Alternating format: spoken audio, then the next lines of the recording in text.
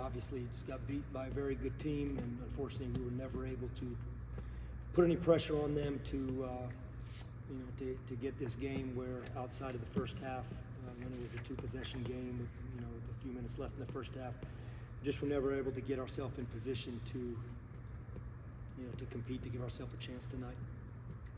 Coach, 17 turnovers in their fast break. I mean, obviously a key going in. Just did that not really give you guys a shot? This is the number one factor is our turnovers tonight. Again, I said it last year at their place. We had a 10-point lead at halftime, and we turned the ball over. I believe, and I have to go back and look, I believe it was like 19 times. Majority came in the second half, and our guard play was a lot of turnovers came from there, and unfortunately, it was a repeat performance tonight in terms of turnovers. Coach, the way RJ played in that first half kind of really kept you guys in it. I mean, how does that energy kind of become maybe more infectious with the guys? Man, it's a great question. We need more than RJ and Brandon scoring the basketball. It's really hard. It's hard in any game, but it's definitely hard when you play a really good team. I've said this. I think this is a top 20 caliber team. I think they're playing how they were playing in the non-conference and at the beginning of conference play. And you give them a lot of credit, but that is a great question because it's just it's hard. When you need production, because what happened tonight was watching the game, and that's live without me even seeing the tape, obviously, they started to just squeeze the floor off other guys, and they were switching, and they started basically playing off of guys, packing the elbows, packing the paint, making it very difficult to get into the paint. And what happens is that just allows, basically, it's almost like it's not quite a double team, but it's almost like a 1.5 on a guy like RJ or a guy like Brandon, because they basically use like a rover type that's not guarding guys, and they can really just pack the area where those guys are on the court. So give them credit for doing that, but that's when other guys got to step up and got to make wide open shots, because if you make 1 or 2 wide open shots and they're playing like that, chances are they'll change that style of defense, and so that hurt us tonight. Coach, 19 offensive rebounds, you forced 15 turnovers. Obviously, you're disappointed, but how much easier is it to bounce back when you at least played with a lot of heart and it just was a lack of execution?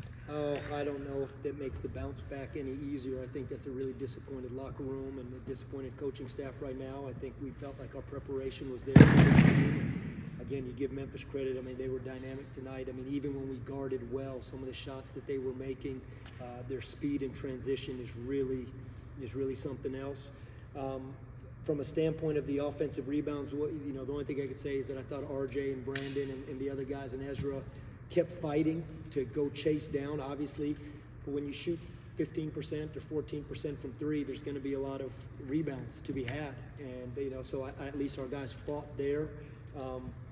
But as far as making that any kind of silver lining of a bounce back, we have to get better from this, obviously, and know that we're going to play a really good North Texas team on the road on Sunday. Coach, missed layups or shots in the paint.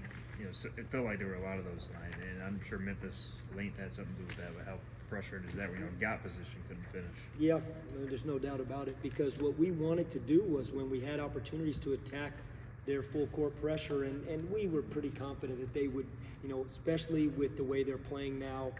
Without Dan Ridge, they're playing a little smaller, a little bit more athletic, kind of how they were playing earlier when Caleb Mills was available.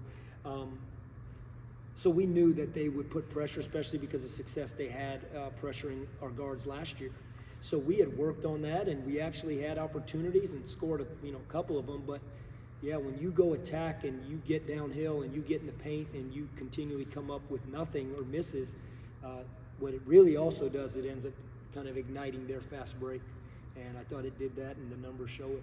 Coach, going into March in the tournament style, a lot of games back to back, how important is it to have a bench? And Bobby and Ezra tonight didn't have their best games, but going forward, how important is that bench going to be? Very important, and I thought it was obviously something tonight that we couldn't get anything out of it. We couldn't get the play we needed to stay in the game.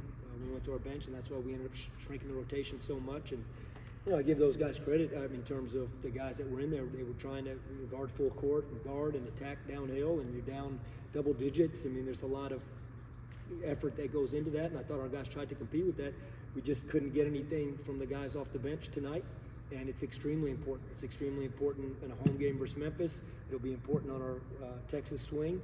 The next 2 games, it'll be important versus the Charlotte game when we come back home, and obviously, as you're alluding to, when we go to Fort Worth, it'll be extremely important. So we just talked about that in there, and there's opportunity for guys to step up because clearly nobody depth-wise has stepped up and claimed consistent minutes off the bench where we can count on it. Coach, how do you approach the pretty quick turnaround for a long trip in terms of trying to really improve from this game, but also stay healthy, keep guys rested? Yeah, we got to do what we would do in terms of getting better from this game. There won't be a ton of similarities from the way North Texas and Memphis play. It's a little bit of a different style, obviously.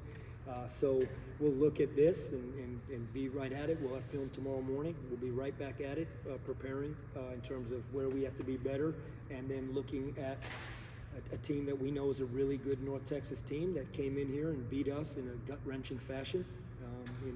Earlier on in conference play, I think it was maybe the 3rd game or so, like that 3rd or 4th game. So our preparation will have to turn to North Texas very quickly in terms of that, and then we'll be on the road until basically next Wednesday night when we play SMU. Anything